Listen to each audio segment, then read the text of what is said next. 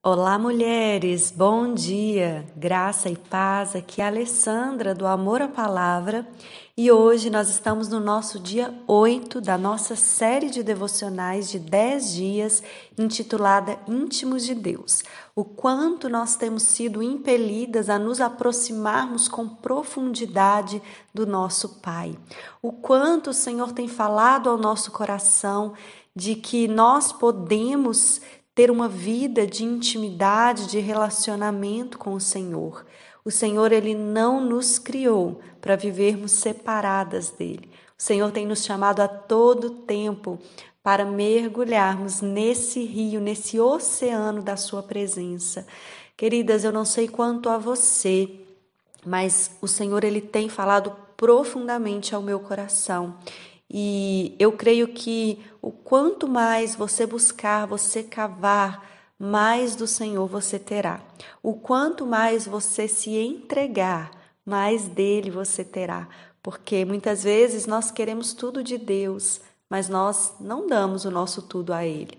Então comece aí o seu dia, né, entregando as primícias do seu dia ao Senhor, buscando meditar na sua palavra, buscando se conectar em oração com o Pai, que o Senhor ele vai se revelando a nós de uma maneira íntima, profunda. Diz a palavra que os segredos do Senhor são para os que o temem.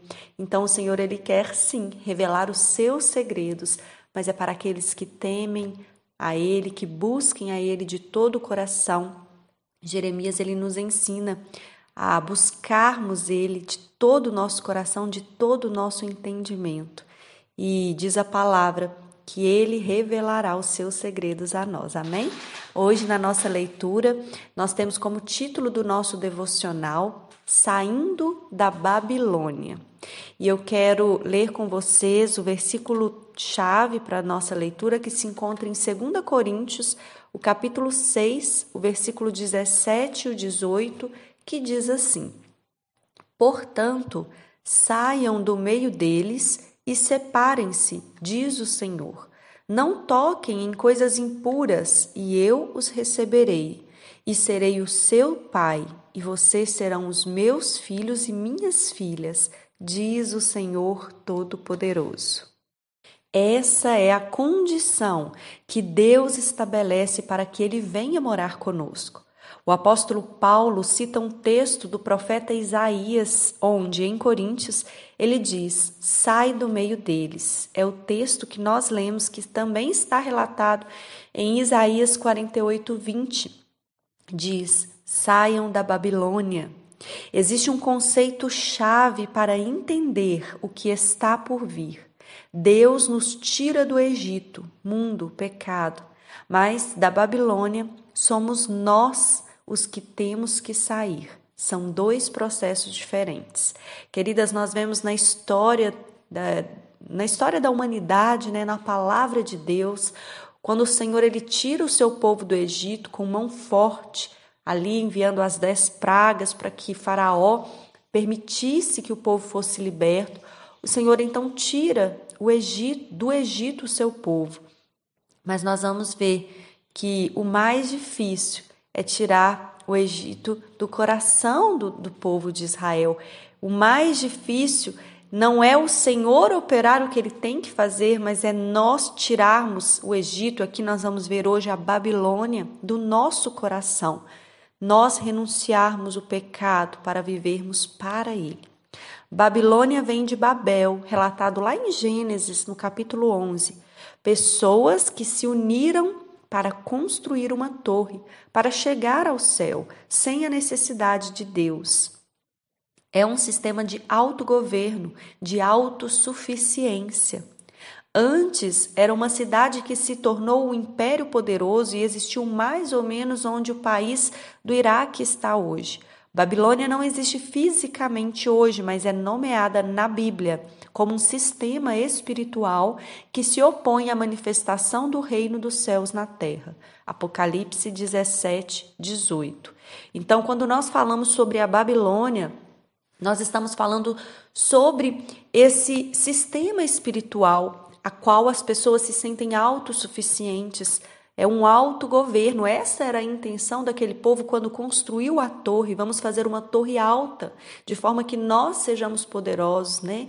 Então, assim, eles queriam ser autossuficientes, eles queriam não necessitar de Deus. E aqui está o grande perigo, porque o Senhor, queridos, Ele nos criou para que Ele fosse o nosso Deus e nós fôssemos o seu povo. O Senhor, Ele nos criou para cuidar de nós. Ele é um pai zeloso que ama e cuida. E o filho rebelde, ele não quer o cuidado do pai, ele quer ser autossuficiente. Mas então nós precisamos romper com esse sistema. É uma guerra de princípios. Babilônia vai dizer para você que você precisa economizar para ter mais. E é verdade, é lógico, a Babilônia é alimentada pela lógica e pela razão. Mas o reino dos céus diz, é melhor dar do que receber. Não é lógico, é fé. Nesse pequeno exemplo, vemos a grande batalha que os seres humanos enfrentam todos os dias.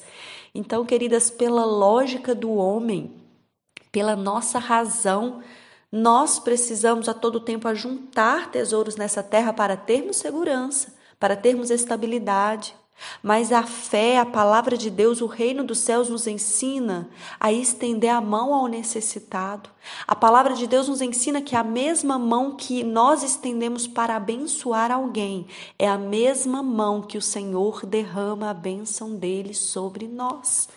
Então nós aprendemos que é melhor dar do que receber, e é claro que na matemática humana isso não faz sentido, mas na matemática de Deus, na matemática dos céus, pela fé, nós somos galardoados. O Senhor, Ele multiplica na nossa vida quando nós abençoamos o outro. Então, nós precisamos mudar a nossa perspectiva, uma mudança de sistema, de princípios.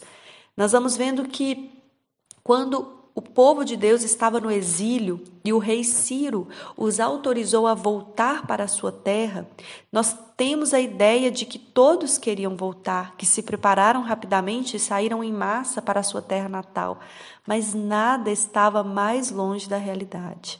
Na Babilônia, o povo estava ali, cativo na Babilônia.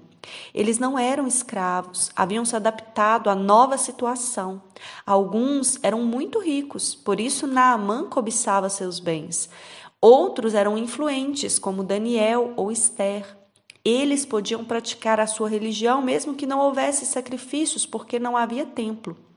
Por isso que muitos não queriam sair da Babilônia. A Babilônia é um lugar de conforto.